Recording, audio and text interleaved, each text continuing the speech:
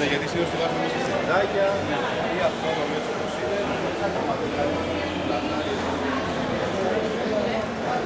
Ωραίες αμαρτία. Τώρα που πες ο ήλιος δεν το βγάζει αυτό το πανίκο. Τα τρώμε και κάνουμε αμαρτίες και χάνουμε. Να το βγάλουμε. Σαν μπουσκάρι. Για να τις κάξεις. Να το βγάλουμε, έχεις δίκιο. Είναι κρύβει και την ταμπέλα. Είναι πολύ καλοκαίρι. Θα τρέξουμε 2 μέτρα. Είναι ένα καλό ξύλο. Οι νορβηγικές όμως είναι εκτεκτικός ξύλος. Ο Απόλλωνας.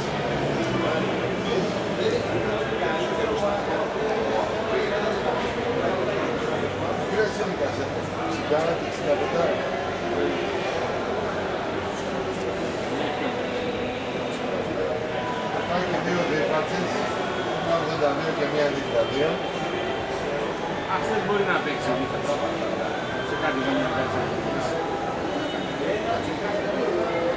Μπορώ να πω ότι έχουμε το ψωλί στο καλύτερο. Φταίει ο ήλιος τώρα, αυτό είναι τα τσάκια, δεν ξέρω αν ο ήλιος. Ο ήλιος.